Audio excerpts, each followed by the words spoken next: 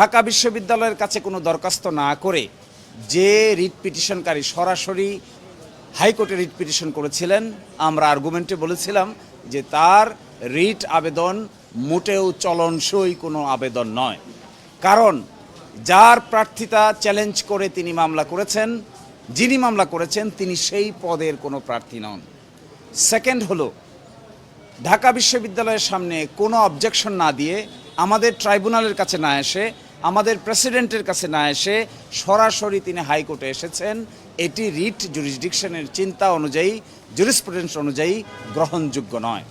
আর third কথা ছিল, এটি একটি ডিসপিউটেড কোয়েশ্চেন অফ ফ্যাক্ট, কোনটা ঠিক কোনটা বেঠিক এই প্রশ্নে রিট পিটিশন চলে না।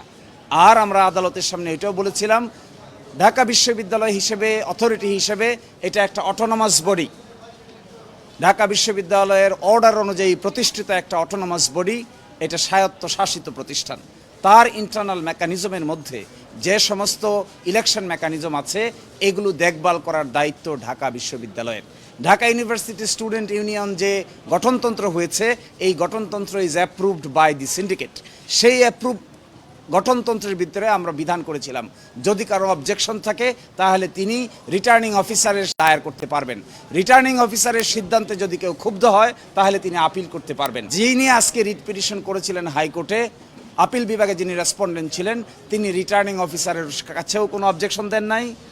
তার বিরুদ্ধে যে আপিল হয়েছে, আপিলেও কোনো অবজেকশন রেজ করেন নাই। যখন আমরা প্রাথমিকভাবে লিস্ট প্রকাশ করেছিলাম, সেই লিস্টেও তিনি কোনো অনাগ্রহ প্রকাশ করেন নাই।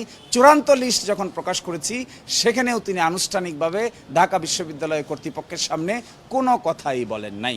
এই সমস্ত যুক্তিতর্ক গ্রহণ করেছেন মাননীয় আপিল বিভাগ।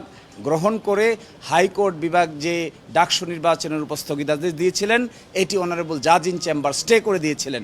আজকে বাংলাদেশের সর্বোচ্চ আদালত হাইকোর্ট ডিভিশনের আদেশের উপর স্থগিতাদেশ দিয়েছেন এবং 30 অক্টোবর 2025 পর্যন্ত এই স্থগিতাদেশ বহাল থাকবে। এর অর্থ হলো এটা 9 সেপ্টেম্বর 2025-এ উৎসবমুখর পরিবেশে ডাকসু নির্বাচন অনুষ্ঠান করার ক্ষেত্রে আর কোথাও কোনো আইনি বাধা থাকলো না।